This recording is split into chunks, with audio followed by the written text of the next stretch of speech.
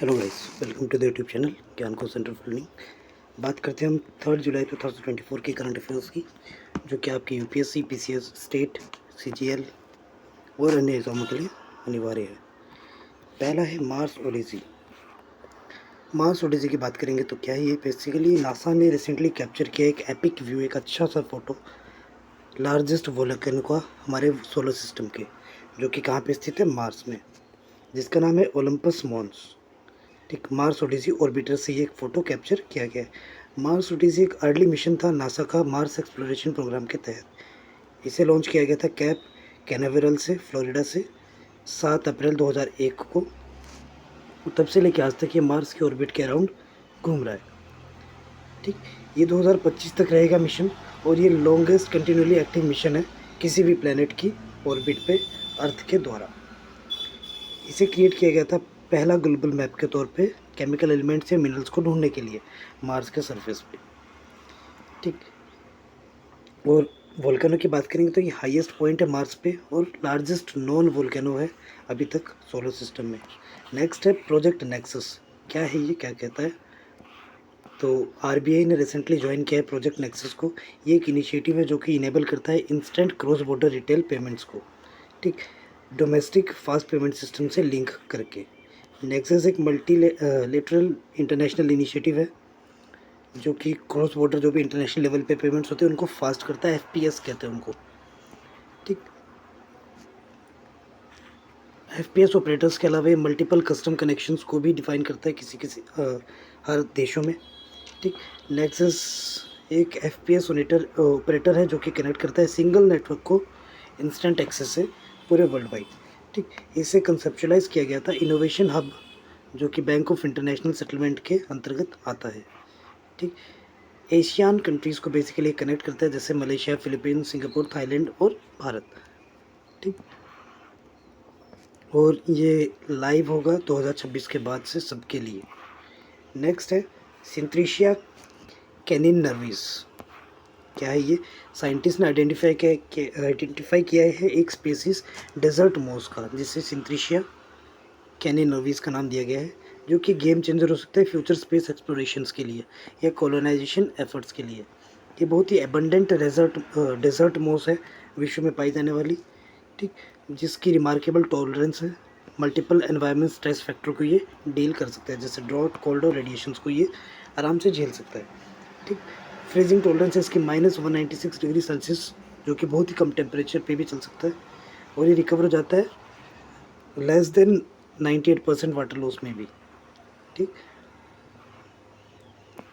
ये basically present है mountainous regions पे, जो कि Pamir, Tibet, middle east, Antarctica और सर्कम पोलर रीजन्स में ज़्यादा देखा गया है। Next, low frequency array. क्या है ये? तो इस तरह का चित्रकला है। एस्ट्रोनॉमर्स ने रिसेंटली डिस्कवर किया है नई रेडियो गैलेक्सी को लो फ्रिक्वेंसी एरे के द्वारा। इसे लोफर भी कहते हैं, LOFAR, तभी ये कैपिटल लेटर्स में वर्ड्स हैं, लोफर। लोफर जो है एक highly innovative pan European distributed radio interferometer है, जो कि पहला है। इससे अलावा इसका कोई भी प्रतिलिपि नहीं है, कोई भी इसका डुप्लीकेट कॉपी अवेलेबल नहीं है। ठीक, फ्रीक्वेंसी ये बेसिकली 90 से 200 मेगाहर्ट्ज़ की फ्रीक्वेंसी पे काम करता है। लो रेडियो फ्रीक्वेंसीज को भी कवर कर सकता है। इसे डेवलप किया गया Dutch institute of radio astronomy के द्वारा, एस्ट्रोन जिसको कहते हैं, उन्होंने इसे डेवलप किया है। सेवरल डायरेक्शंस में, कई सारे डायरेक्शन में एक बार में ये देख सकता है, और मल्टी यूज़र ऑपरेशंस परफॉर्म कर सकता है। पहला टेलीस्कोप है जो कि पूरी आसमान को एक साथ देख सकता है एक बार में ही। ठीक, ऐसे उसको घूमने की ज़रूरत नहीं, वो इस तरह का है तो वो हर जगह नज़र रख सकता है। ठीक, बाकी इसके एस्पेक्ट्स आप PDF डाउनलोड करके पढ़ सकते हो सकता है आपको स्टेटमेंट बेसिस पे पूछे जा सके। रेडियो गैलेक्सी एक रेडियो लुमिनस गैलेक्सी है, रेडियो लाउड गैलेक्सीज है। ठीक, नेक्स्ट बात करते हैं सेबेक्स 2, SEBX 2। इंडिया ने सक्सेसफुली डेवलप किया है एक सर्टिफाइड सेबेक्स 2, जो कि एक एक्सप्लोजिव है, जो कि 2.01 टाइम्स लीथल है, मतलब हानिकारक है स्टैंडर्ड ट्राई नाइट्रोटोलुइन से के मुकाबले, TNT के मुकाबले ये दुगना ज़्यादा खतरनाक है। Semtex most powerful non nuclear explosives में से एक है। ठीक, जिसका हाई मेल्टिंग एक्सप्लोजिव कंपोजिशन है, HMX है इसमें। ठीक, और ये डेडली है 1 टाइम्स, एक मतलब लगभग डबल ही मान लो TNT के मुकाबले, लगभग डबल ये हानिकारक है, ये डेडली है, ठीक, उतनी जान ले सकता है एक बार में। सेबेक्स 2 को मैन्युफैक्चर किया है इकोनॉमिक एक्सप्लोसिव लिमिटेड के द्वारा EEL, जो कि नागपुर में स्थित है। सोलर इंडस्ट्री ये मेक इन इंडिया इनिशिएटिव के तहत ये चली थी, ठीक। इंडियन नेवी के भी कई सारे ऑपरेशन इसमें चल रहे हैं, कई सारी शिप्स वगैरह के जो हथियार है वो बन रहे हैं।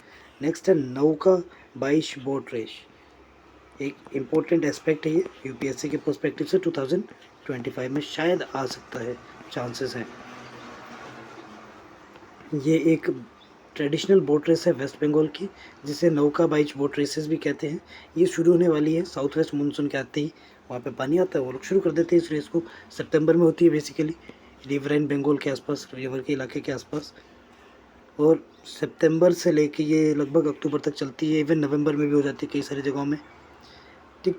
हिंदू धर्म के अनुसार इसे मनाया जाता है मनसा देवी के याद में, या उनको डेडिकेट करते हैं, जो कि एक नाग देवी थी, ठीक, गॉडेस ऑफ स्नेक्स। तो ये याद रखना, गॉडेस ऑफ स्नेक्स कौन है? मनसा देवी, ठीक। नेक्स्ट है डीप ब्रेन सिमुलेशन डिवाइस, क्या है ये? तो ये कुछ इस तरह से दिमाग में फिट किया जाने वाला यंत्र है, ठीक। यूके के एक टीनेजर जो है ओरन नोल्सन, ठीक, वो पहले इंसान बने हैं वर्ल्ड में जिनमें ब्रेन इम्प्लांट किया गया है एपिलेप्टिक सीजर्स के द्वारा, ठीक। DBS डिवाइस उसमें फिट किया गया है, deep brain simulation device fit किया गया। डीप ब्रेन सिमुलेशन डिवाइस होता क्या है? इसे यूटिलाइज़ किया जाता है मूवमेंट डिसऑर्डर्स के लिए, बेसिकली पार्किंसन सिम्टम जो होती है उसके लिए, भूलने की बीमारी है, पागलपन की, उनके लिए। न्यूरोलॉजिकल कंडीशंस में भी यूज़ किया जाता है, जैसे पैरालिसिस हो जाती है ब्रेन की वजह से, वहाँ पे भी ये कारगर साबित होता है। एक 3.5 सेंटीमीटर का स्क्वायर बॉक्स है जिसकी थिकनेस है 0.6 सेंटीमीटर। ये सर्जिकली इम्प्लांट किया जाता है, नॉल्सन्स के स्कल में इम्प्लांट किया गया, बेसिकली स्कल में इम्प्लांट किया जाता है एंकर्ड स्क्रू के साथ, ठीक। Next new shepherd spacecraft. तो जेफ बेजोस जो है, उनका ब्लू ओरिजिन जो है, उनके साथ पार्टनरशिप की उन्होंने स्पेस एक्सप्लोरेशन और रिसर्च के लिए सेरा के साथ, मतलब जेफ बेजोस की कंपनी सेरा के साथ काम करेगी, ठीक। कॉमन इंडियन सिटीजन्स को अपॉर्चुनिटी देने के लिए कि भाई तुम भी स्पेस में घूम के आओ, ठीक, कम रेट पे। न्यू शेफर्ड स्पेस नाम का जो स्पेसक्राफ्ट है वो basically sub orbital space travel vehicle है, जिसका यूनिक एक्सपीरियंस साइंटिफिक रिसर्च या स्पेस टूरिज्म के लिए किया जाएगा, उसके लिए इस्तेमाल किया जाएगा। उसका नाम रखा गया एलन शेफर्ड के नाम पे, जो कि पहला अमेरिकन थे जो स्पेस में गए थे। New shepherd fully reusable rocket system है ह्यूमन स्पेस फ्लाइट के लिए, ठीक। इसके दो मेन कंपोनेंट्स है, रियूजेबल बूस्टर और प्रेशराइज्ड क्रू कैप्सूल, ठीक। 6 पैसेंजर्स को एक साथ लेके जा सकता है, ठीक। सबकी विंडो सीट रहेगी, तो विंडो सीट का लफड़ा नहीं है, ठीक। Largest Windows ever flown in space है ये, सबसे बड़ी विंडो वाला, ठीक। 11 मिनट की जर्नी होगी इसकी पैसेंजर्स के लिए, कैरमन लाइन के आसपास, जो स्पेस में कैरमन लाइन है उसके आसपास घुमाएगा। फाउंडेशन डे ऑफ पुडुचेरी, तो 1 जुलाई को पुडुचेरी बना था, उसे फाउंडेशन डे ऑफ पुडुचेरी भी कहते हैं। तो गवर्नमेंट ऑफ यूटी एक्ट 1963 के तहत वो बनाया गया था। पुडुचेरी को एक लेजिस्लेटिव असेंबली दी गई, काउंसिल ऑफ मिनिस्टर्स भी उसके हैं। वो एक 2 ऐसी यूनियन टेरेटरीज हैं यहाँ पे, एक दिल्ली एक पुडुचेरी, जिनके पास ये सुविधाएं मौजूद हैं, ठीक। पुडुचेरी 1962 में बेसिकली बनी थी 4 फॉर्मर कॉलोनीज़ को मिला के, जो कि फ्रेंच की कॉलोनी थी, जैसे पुडुचेरी, करिकल, माहे और यनम, इन चारों को मिला के बने थे। पुडुचेरी करिकल रीजन जो है वो बेसिकली तमिलनाडु से सराउंडेड है, जबकि माहे जो है वो केरल से, और यनम जो है वो आंध्र प्रदेश के पास है, ठीक। कई सारे कल्चर्स मौजूद हैं, मल्टी स्टेट लोकेशन से, इसी वजह से मैरीटाइम हिस्ट्री रही है इसकी अच्छी खासी, एक्सकेवेशंस हुई यहाँ पे, जैसे अरिका मेदू शो होता है यहाँ पे, रोमन्स आए थे यहाँ पे उस टाइम 1st सेंचुरी AD में, ठीक। 4th सेंचुरी AD में पुडुचेरी का पार्ट जो था पल्लव किंगडम के पास था, कांचीपुरम के पास, ठीक। मुस्लिम रूलर्स ने भी यहाँ पे राज किया है छोटे पीरियड के लिए। विजयनगर एम्पायर ने यहाँ पे कंट्रोल किया है, ठीक, 1638 के तक। फिर सुल्तान ऑफ बीजापुर के कंट्रोल में ये था, फिर फ्रेंच आ गए। नेक्स्ट है Araku coffee significance. Araku coffee क्या है बेसिकली?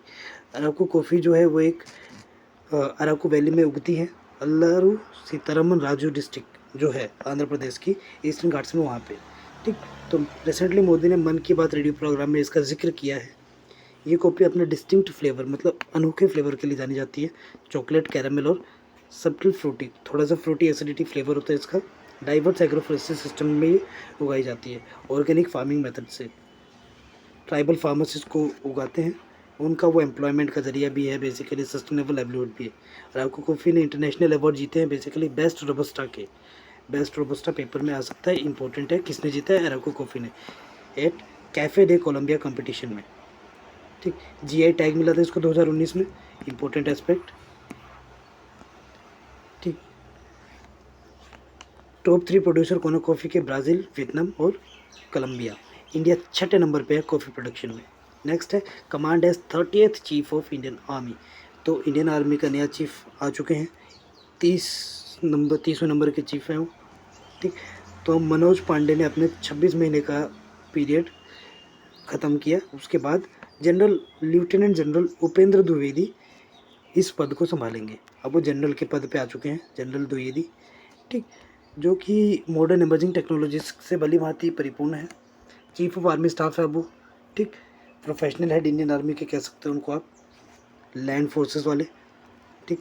3 साल का टर्म होता है या 62 साल की उम्र तक, जो पहले पहुंचेंगे वहाँ तक वो राज करेंगे, वहाँ तक वो रूल करेंगे बेसिकली। ठीक। और ये बहुत ही होनहार इंडियन आर्मी के सेनाध्यक्ष है। ठीक। इन्हीं का ही क्लासमेट है वो, अभी इंडियन नेवी में इंडियन नेवी के चीफ है, एडमिरल जो है वो इन्हीं के क्लासमेट है, एक साथ स्कूलिंग की थी इन्होंने। तो आज के करंट अफेयर्स के लिए इतना ही। Thank you and have a nice day. और PDF आप डिस्क्रिप्शन से डाउनलोड कर सकते हैं। प्लीज़ लाइक शेयर सब्सक्राइब जरूर करें। Bye bye, take care.